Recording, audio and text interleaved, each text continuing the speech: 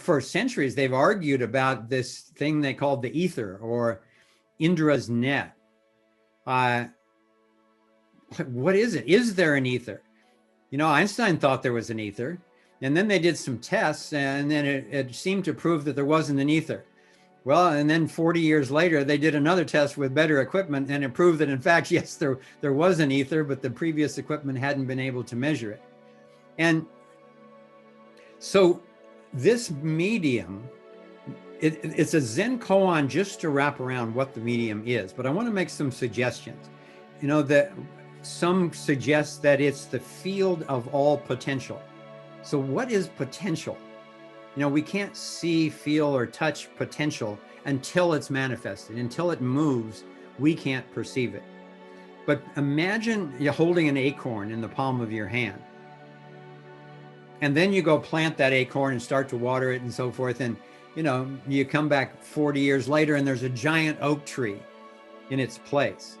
Well, that acorn, somewhere invisibly, right in the very center of that acorn, was the potential that already had the entire geometric design. The whole alive dynamic of that acorn was already held as potential at the center, at that 0 point, at the stillness at the center of that seed that we call an acorn. So that, I want to suggest that the power of that potential is throughout the entire field. And so potential is a good way to describe the entirety. And then energy, which is another word that people use for it, energy scientifically is energy is defined as the capacity to do work. Well, you can do work when you've got electricity flowing, when you've got a waterfall coming onto a mill wheel or something like that. When energy moves, we can recognize it and we can harness it to do work. So energy more has to do with movement in the field. It's also been called by many advanced scientists now, and as well as mystics for thousands of years, have been called the field of information.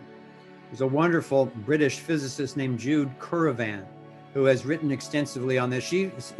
She calls the fundamental nature of the field information. And if you look at the word information, it's the potential moving into form that we then can recognize as information. So it's all of these things. All these names are accurate, but I think that they all describe different parts of it. It's also been called the field of consciousness. And I want to suggest from my consistent experience throughout my life, though it certainly wasn't my early belief, that the entire field is consciousness itself. Call it the Akashic records, where supposedly all of the knowledge of all time throughout the universe is held in this vibrational field that the mystics have been accessing, the near-death survivors, the meditators. For thousands of years, people have been developing the science of tapping into that field, the Akashic records, asking a true question, one that you really want to know the answer to, and then watching the field feed back the answer.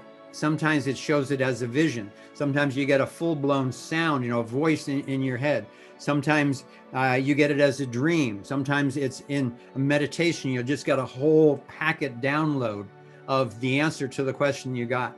I've been guided by this for as long as, well, it's back to my teenage years at least.